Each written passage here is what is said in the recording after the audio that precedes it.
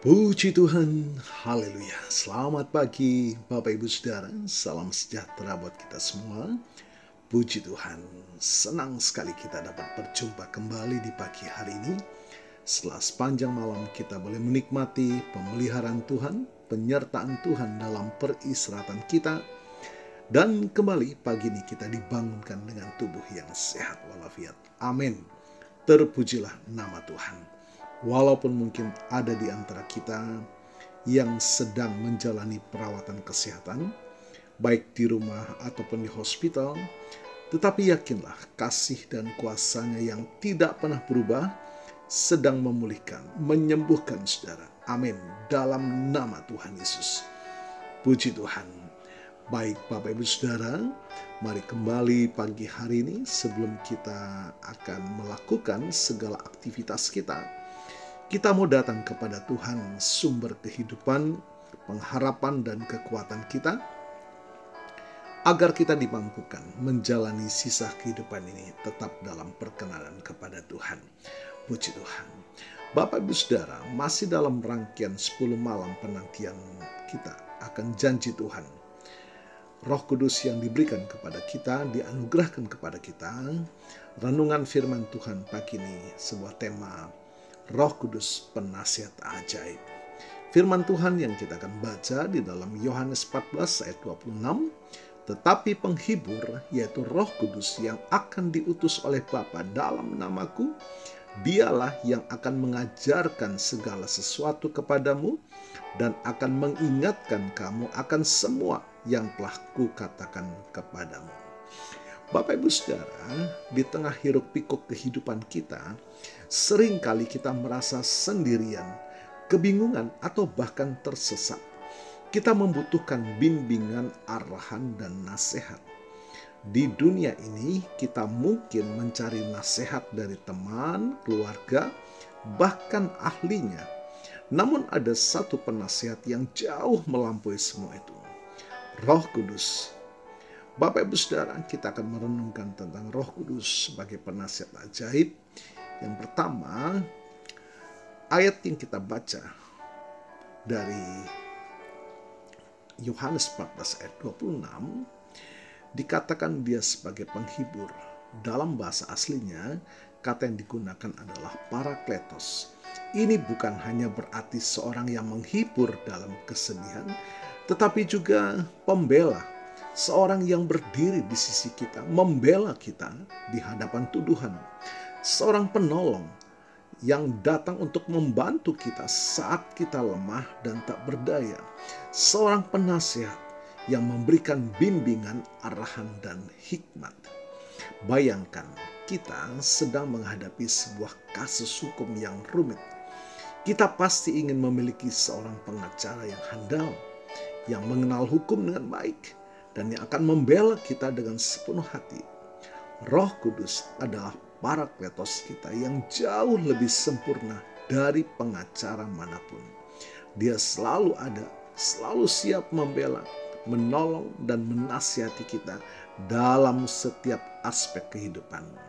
Yang kedua, Roh Kudus pengajar segala sesuatu. Firman Tuhan berkata, dialah yang akan mengajarkan segala sesuatu kepadamu. Bukankah ini sesuatu yang luar biasa? Di era informasi yang membanjiri kita, kita butuh filter, kita butuh guru. Roh Kudus bukan hanya mengajarkan fakta, tetapi juga kebenaran yang mendalam. Dia mengajarkan kita tentang Allah, siapa Allah Bapa, siapa Yesus Kristus. Dia mengajarkan kita tentang firman Tuhan, membuka pemahaman kita agar kita bisa mengerti kebenaran yang tertulis dalam Alkitab. Dia mengajarkan kita tentang diri kita sendiri, menginsafkan kita akan dosa, mengingatkan kita akan identitas kita sebagai anak-anak Allah.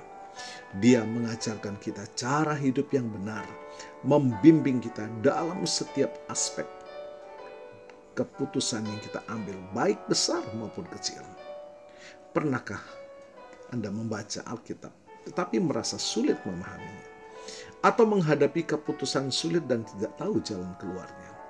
Mintalah Roh Kudus mengajar dan membimbing Anda. Dia akan menyingkapkan kebenaran yang tersembunyi, dan memberikan hikmat yang kita butuhkan.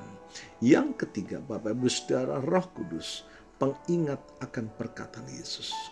Bagian selanjutnya dari ayat ini mengatakan, dan akan mengingatkan kamu akan semua yang telah kukatakan kepadamu. Ini sangat penting.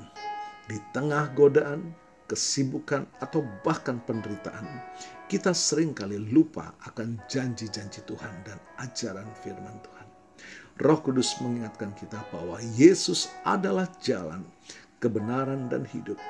Roh Kudus mengingatkan kita akan kasih karunia dan pengampunan yang telah kita terima. Roh Kudus mengingatkan kita akan kekuatan yang diberikan Tuhan untuk menghadapi pencobaan. Roh Kudus mengingatkan kita akan pengharapan kekal yang kita miliki di dalam Kristus. Bapak Ibu Saudara, bagaimana kita dapat merasakan peran Roh Kudus sebagai penasihat ajaib di dalam hidup kita? Mari buka diri. Kita perlu membuka hati dan pikiran kita kepada Roh Kudus. Sadari bahwa Dia hadir dan ingin membimbing kita. Berdoalah, mohon pimpinan Roh Kudus. Minta Dia untuk mengajar, mengingatkan, dan menghibur kita. Bacalah firman Tuhan. Roh Kudus berkarya melalui firman. Semakin kita membaca dan merenungkan firman, semakin mudah Roh Kudus mengingatkan dan mengajarkan kita. Dan hiduplah dalam ketaatan. Ketika Roh Kudus berbicara atau memberikan arahan, penting bagi kita untuk merespon dengan ketaatan. Bapak Ibu Saudara, Roh Kudus bukanlah kekuatan abstrak, melainkan pribadi Allah yang hadir dalam hidup kita secara aktif. Dia adalah penasihat ajaib, penghibur, pengajar segala sesuatu, dan pengingat akan perkataan Yesus. Jangan pernah merasa sendirian dalam perjalanan iman ini. Roh Kudus yang diutus oleh Bapa dalam nama Yesus senantiasa menyertai, membimbing, dan memampukan kita.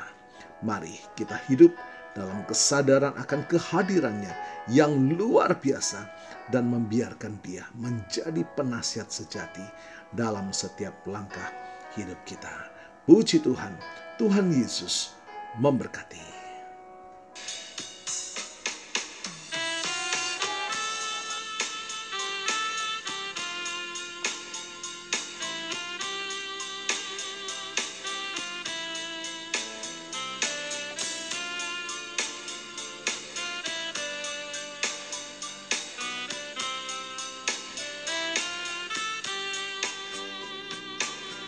Bimbinglah daku, ya Yesus, di sepanjang jalan hidupku.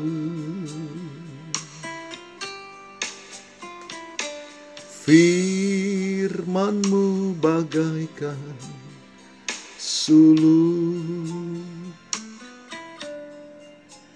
agar ku tak sesat di jalan. Bimbinglah daku, ya Yesus, di sepanjang jalan hidupku.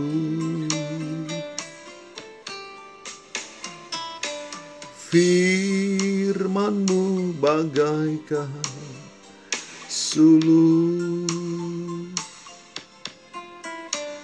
agar ku tak sesat di jalan.